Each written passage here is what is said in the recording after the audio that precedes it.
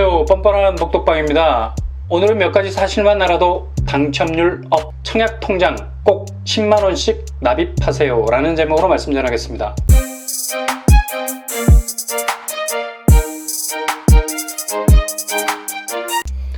공공분양이나 민간분양 아파트에서 당첨을 위한 제일 중요한 무기가 바로 청약통장이라고 해도 과언이 아닐 것입니다. 근데 문제는 청약통장 종류가 너무 많다는 데 있죠. 심지어 내가 소유하고 있는 통장을 어떤 용도로 써야 할지 잘 모르는 경우가 있습니다. 무조건 청약 관련 통장이기 때문에 공공분양이나 민간분양 모든 곳에 사용할 수 있을 것 같은 느낌도 듭니다. 그러나 실제로 청약통장의 종류가 4가지나 되기 때문에 통장마다 각기 다른 기능이 있습니다. 이런 기능들에 대해서 제대로 숙지하지 못하고 있으면 아예 청약 자체를 못하거나 청약을 해도 매번 낙방의 쓴잔을 마시게 됩니다. 그러니 자신이 가지고 있는 청약통장이 어떤 용도로 사용할 수 있는지에 대해서 확실히 알고 있어야만 이 통장이 앞으로 어떤 무기가 될 수 있고 어느 전투에서 승리의 결정적인 한 방으로 청약대전의 승기를 잡게 되는지 가늠할 수 있다는 얘기죠. 우리나라 청약통장은 총 4가지가 있습니다. 첫째, 청약저축통장, 둘째, 청약예금통장, 셋째, 청약부금통장, 넷째, 청약종합저축통장입니다. 이름만 들어도 머리에 쥐가 날 것 같지 않습니까? 이 말이 저 말 같고 저 말이 이 말 같은 절대로 풀리지 않을 듯이 보이는 실태래 같은 느낌이 듭니다. 그래서 앞뒤 수식어를 다 빼놓고 얘기를 해야 합니다. 저축통장, 예금통장, 부금통장, 종합통장 어떻습니까? 훨씬 심플하지 않습니까? 아파트 인테리어도 이제는 미니멀리즘이 대세입니다. 될 수 있으면 필요 없는 곳 덜어내고 여유 공간을 많이 창출해내죠. 그래서 알파룸이나 드레스룸 혹은 파우더룸이 있는 평형이 훨씬 인기가 있잖아요. 그래서 말이 어려울 땐 앞뒤 머리와 꼬리를 잘라서 몸통만 모으면 된다는 얘기입니다. 첫째, 저축통장은 국민주택, 그러니까 공공분양에만 사용될 수 있는 통장인데 전용면적 25.7평 이하입니다. 예를 들어서 북일의 A1-5 혹은 12는 공공분양을 하죠. 이때 당당히 내놓을 수 있는 통장이 저축통장입니다. 무주택 세대주로 2년 이상, 24회 이상 납입을 하면 1순위가 됩니다. 근데 이 저축통장을 지켜오다가 마음에 드는 민영 아파트가 분양한다는 소식을 듣고 저축통장으로 지원은 하고 싶은데 방법이 없을까요? 라고 물으시는 분이 있어요. 있습니다. 저축통장은 국민주택, 그러니까 공공분양에만 사용할 수 있는데 예외적으로 이 통장을 민간 분양하는 데 사용하기 위해 전환을 할 수 있는 장점이 있어요. 해외에 여행 가셨을 때 전기를 써야 되는데 우리나라와 전압이 맞지 않은 전격전압 220V 사용하는 나라가 있죠. 그럴 때 무엇을 사용합니까? 바로 돼지코라고 불리는 어댑터를 사용하게 되죠. 이 돼지코를 사용하게 되면 아무 불편 없이 우리나라 전압에 맞게 사용했던 플러그를 그 나라에 맞는 플러그로 변형시켜주기 때문에 거기에 맞게 꽂아서 쓰면 됩니다. 저축통장이 그렇다는 얘기죠. 평상시에는 공공분양용으로 사용하는 통장인데 민간분양에 지원을 하고 싶다면 은행에 가서 바로 민간분양용으로 전환을 해서 사용할 수 있다는 말입니다. 그런데 여기서 잠깐 주의하셔야 할 대목이 있어요. 저축통장을 이렇게 민간용으로 전환하시게 되면 다시는 공공분양에 지원하지 못하게 된다는 얘기입니다. 한마디로 공공분양 아파트 지원 자격을 잃게 되는 통장이 되어버린다는 얘기예요. 돌아올 수 없는 강을 건너게 된다는 얘기입니다. 그래서 저축통장을 민영으로 바꾸실 때는 신중에 신중을 기하셔야 됩니다. 나는 더 이상 공공분양에 청약할 생각이 없고 민영주택, 민간분양에만 청약하겠다는 생각이 있다면 하셔도 됩니다. 두 번째, 예금통장이 있죠. 이 통장은 민간 분양에서만 사용할 수 있는 통장입니다. 제가 조금 전에 저축통장을 민영으로 바꿀 수 있다고 말씀드렸죠. 이게 바로 그겁니다. 공공분양 청약 포기하고 민간 분양 청약하기 위해서 저축통장을 전환하면 바로 예금통장으로 바꿔준다는 거죠. 예금통장의 장점은 평수에 제한이 없다는 얘기예요. 민간 분양 아파트 모든 평수에 다 청약할 수 있는 통장입니다. 민간 분양 아파트는 예치금 기준을 만족시켜야 하는데 이 기준에 미달이 돼도 한 번에 일시불로 그 미달된 금액을 채워 넣을 수 있는 장점이 있습니다. 굉장히 편리하죠. 예를 들자면 내가 예치금 기준 1000만원인데 지금까지 넣어둔 돈이 650만원 밖에 없다. 근데 분양 아파트 청약을 하고 싶다. 그러면 바로 나머지 350만원을 일시불로 넣어서 예치금을 충족시킬 수 있다는 얘기입니다. 셋째로 부금통장이 있습니다. 부금통장은 무슨 결혼 축하금 혹은 장례식 조의금 같은 그런 느낌이 들죠? 부금이라는 말이 굉장히 올드한, 지금은 잘 쓰지 않는 금융용어 아닙니까? 그만큼 연세가 많이 드셨는데 개설된 지 약 13년 정도 흘렀어요. 부금 통장은 민영주택에만 넣을 수 있습니다. 예금 통장과 이 점은 비슷하죠? 근데 다른 점이 있습니다. 바로 평수 제한이 있다는 얘기예요. 전용 면적 25.7평 이하에만 넣을 수 있다는 얘기죠. 적금처럼 5만원에서 50만원까지 납입할 수 있습니다. 네 번째, 종합 종합통장입니다. 종합통장은 말 그대로입니다. 여러 경로로 나눠진 통장의 기능을 한데 끌어모아서 이른바 청약통장의 어벤져스를 만들어 버린 거예요. 가입 연령 제한 없습니다. 무주택 세대주일 필요 없습니다. 전국 모든 분양 주택에 지원이 가능하죠. 다시 말해서 공공분양과 민간분양 모든 곳에 지원이 가능하다는 얘기입니다. 근데 여기서 중요한 것은 꼭 월 납입액을 10만 원으로 넣는 것이 중요합니다. 왜냐하면 내가 종합통장으로 공공분양에 청약을 했다고 가정합시다. 그러면 공공분양은 국민주택이기 때문에 엄청나게 많은 사람들이 1순위 동점 상황이 발생하게 됩니다. 국민주택 1순위 되기 너무 쉽지 않습니까? 통장 개설한 지 2년 되고 24회 납입하면 됩니다. 그렇다면 무슨 기준으로 동점자들을 가려내겠습니까? 바로 저축총액입니다.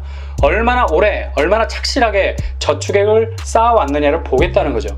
그렇다면 2만 원 넣은 사람과 10만 원 넣은 사람의 저축총액은 보나마나한 게임 아닙니까? 당연히 월 10만 원을 납입한 사람이 절대적인 승리를 거두게 되는 거죠. 그래서 종합저축으로 공공분양에 지원하실 경우에는 꼭 10만 원의 납입 금액을 내셔야 유리할 수 있다는 얘기입니다. 나는 상관없어. 공공분양은 관심 없으니까 하시는 분들은 월 2만 원 납입하셔도 됩니다. 왜냐하면 민간분양 아파트는 저축 총액을 보는 것이 아니라 지역별 예치금을 봅니다. 이 예치금은 조금 전에 말씀드린 대로 일시불로 납입할 수 있다고 했어요. 그러니 공공분양 청약에서 손을 떼셨다면 10만 원 안 넣으셔도 됩니다. 근데 요즘 상황이 공공분양이 대거 풀린다는 소식이 들려오고 있죠. 정부에서 발표한 3기 신도시 물량은 굉장히 입지가 좋은 곳이 많습니다. 여기에 당첨되기 위해서는 저축 총액이라는 무기가 필요한 거죠. 이 기준으로 공공분양의 경쟁에서 치고 올라가느냐 아니면 하산하느냐가 결정이 된다는 얘기예요. 가입 기간이 길고 총액이 1,500만 원에서 2천만 원 정도 되시는 분이라면 절대로 공공분양에 대한 청약을 포기해서는 안 됩니다. 자신이 가지고 있는 통장 자체가 굉장한 무기가 될 수 있기 때문이죠. 국민주택 40 이하는 납입 횟수를 보이지만 국민주택 40 이상은 저축 총액을 봅니다. 대부분 공공분양 청약하시는 분들이 40 이하를 지원하지 않을 겁니다. 12평 남집되는 곳에서 가족들이 살기는 너무 좁잖아요. 대부분 40 이상의 청약을 하실 겁니다. 이때 당첨 컷 기준이 저축 총액이라는 거죠. 그래서 월 납입액을 10만 원으로 하라는 얘기입니다. 만약 저축 총액을 더 높이겠다, 나는 50만 원으로 하겠다 하시는 분들 있습니다. 좋습니다. 뭐 총액 높이시겠다는데요. 근데 50만 원 내셔도 10만 원으로밖에 인정이 안 돼요. 한마디로 바다에 작은 돌을 던지나 큰 돌을 던지나 파도가 일렁이는 바다에는 아무 표가 나지 않습니다. 저축 총액은 10만 원이 한계선이에요. 그 이상을 내도 금액은 그 이상으로 플러스가 되지 않는다는 얘기죠. 그러니 애써 쌈짓돈을 효과도 없는 곳에 쌓아둘 필요가 없다는 얘기입니다. 그리고 월 납입액을 10만 원 내면 좋은 점이 통장 개설하고 연체할 때 있지 않습니까? 바쁘게 살아서 혹은 여유 자금이 안 돼서 이런저런 이유로 약속한 금액을 납입하지 못해서 그냥 지나가는 경우가 있는데, 이렇게 옥수수 알이 빠져나간 것처럼 비어있는 곳은 이후에 한 번에 밀어 넣을 수 있다는 굉장한 장점이 있어요. 내가 청약을 해야 되겠는데 저축 총액을 보니까 연체가 돼서 금액적으로 밀린다 싶으면 한 번에 일시불로 납입을 할 수 있다는 거죠. 그래서 저축 총액을 채워 넣을 수 있는 장점이 있습니다. 2만 원씩 납입하면 이렇게 부족한 저축 총액을 채울 수가 없어요. 어차피 처음부터 금액적으로 밀리기 때문이죠. 그렇다면 얼마 정도를 넣어야 공공분양 당첨 가시권이 될까요? 매월 10만 원씩 12년에서 13년 정도를 넣어서 전국의 모든 면적 아파트 청약에 지원할 수 있는 금액 1,500만 원 정도의 저축 총액이 있으면 굉장히 유리합니다. 나는 지금까지 2만 원 납입했는데 어떻게 해야 되나? 라는 분들 계실 겁니다. 이분들은 중간에 10만 원으로 올려도 상관없습니다. 근데 꾸준히 내신 분들에 비하면 저축 총액에서 밀리겠죠? 이런 이유로 민간 분양으로 눈을 돌려도 괜찮습니다. 어차피 예치금 기준만 충족시키고 가점제로 쌓아놓은 것이기 때문에 2만 원이든 10만 원이든 상관이 없는 거죠. 조금 전에 부족한 총액을 채우기 위해서 일시불 납부가 가능하다고 했는데 바로 미납된 금액 일시불 납부했다고 해서 금방 인정받는 것이 아닙니다. 조금씩 뒤로 밀리게 돼요.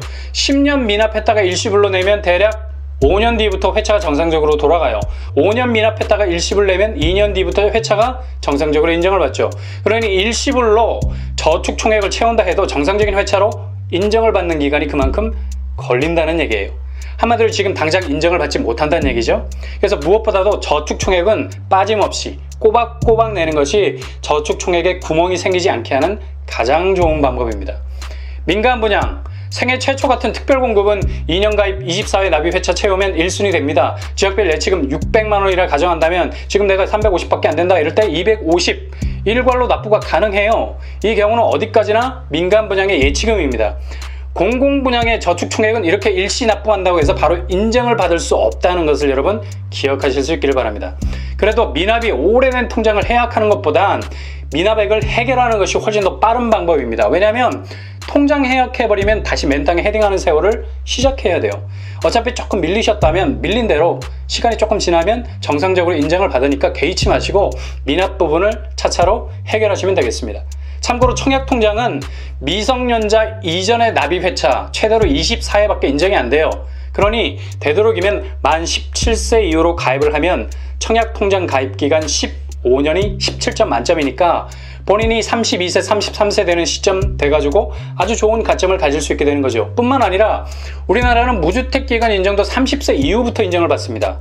그 이전은 무주택기간 인정을 못 받아요. 33세 정도가 되면 대략 무주택기간 3년 인정받고 통장 가입기간 17세부터 들었으니까 만점 받고 저축총액도 거의 1,500만 원 이상 되고 하면 무적의 통장이 될 가능성이 있다는 얘기죠. 이렇게 미리미리 자녀들을 위해서 청약 준비하시는 것도 현명한 방법이라고 할 수 있겠습니다. 오늘의 결론입니다.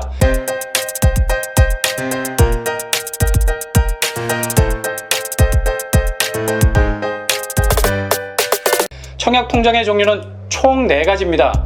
첫째, 저축통장은 공공분양에만 사용된다. 단 민간분양으로 전환할 수 있는데 만약에 전환하면 다시는 공공분양으로 못 돌아옵니다. 둘째, 예금통장은 민간분양 모든 평수에 넣을 수 있는 장점이 있습니다. 셋째, 부금통장은 25.7평 민간분양에만 넣을 수 있습니다. 넷째, 종합통장은 공공민간 둘 다 가능합니다. 아울러 청약통장의 가장 좋은 납입금액은 10만원. 공공분양에서 동점자를 가질 때 저축총액을 판단합니다. 누가 더 오래 더 많이 냈느냐가 당첨을 가르죠. 2만원 내셨다가 다시 10만원으로 증액하셔도 됩니다. 그러나 당장은 저축총액 경쟁에서는 밀리게 될 가능성이 높죠. 분양예치금은 부족분을 일시불로 내고 당장 인정받습니다. 그러나 저축총액 납입액은 일시불로 채울 수는 있지만 당장 인정받지를 못해요. 정상적인 회차로 인정받는데 시간이 걸립니다. 저축통장을 가지고 계셔서 오랫동안 가입하셨고 총액이 1,500만원에서 2,000만원 정도 되신다면 절대로 민간분양용으로 전환하지 마시길 바랍니다. 앞으로 쏟아질 공공분양에는 좋은 입지의 아파트들이 많습니다. 만약 가점이 높으시다면 굳이 10만원까지 내실 필요 없어요. 어차피 민간분양은 가점 싸움이니까요. 이렇게 여러분이 각자가 가지고 계신 통장의 장점을 잘 활용하셔서 내 집 마련의 좋은 꿈을 현실로 만들어내시기 바랍니다. 이상으로 뻔뻔한 목독방을 마치겠습니다. 구독과 좋아요 부탁드립니다. 감사합니다.